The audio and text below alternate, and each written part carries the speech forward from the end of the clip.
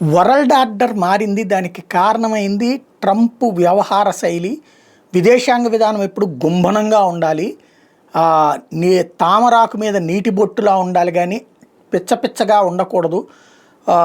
Global పాలిటిక్స్లో అతిపెద్ద మార్పు అనవసరంగా అమెరికా చేసిన తలతెక్క పని వలన సుదీర్ఘకాలం పాటు రష్యా చైనాలతో కలిసి ఉన్నటువంటి భారతదేశం నిదానంగా భారతీయ జనతా పార్టీ హయాంలో ఇటు అమెరికా వైపుకు కూడా మొగ్గు చూపుతూ వచ్చింది. అందుకనినే ఒక స్ట్రాటజిక్ వ్యూహం నడుస్తూ వచ్చింది. కానీ ఇప్పుడు ట్రంప్ తీసుకున్న దుందుడుకు చర్యలు, దుందుడుకు నిర్ణయాలు, దుందుడుకు మాటలు, బిహేవియర్ కారణంగా ఇప్పుడు భారతదేశము, చైనా, రష్యా, ఇరాను ఇవన్నీ దగ్గర అవుతున్నాయి. ఉత్తర కొరియా ఎట్లాగో అది దగ్గరగా ఉంటుంది. ఇలాంటి పరిణామాలు అనేది టోటల్గా ఏది ప్రపంచ ఆర్డర్ మారిపోయింది. ఇప్పటిదాకా అమెరికాకి బలమైనటువంటి శత్రువు లేరన్న దగ్గర నుంచి ఇవాళ రోజున బలమైన శత్రు కూటమిని తయారు చేసుకోగలిగేటువంటి స్టేజ్కి అమెరికానే తెచ్చిపెట్టింది అన్నటువంటిది నిపుణులు చెప్తున్నటువంటిది.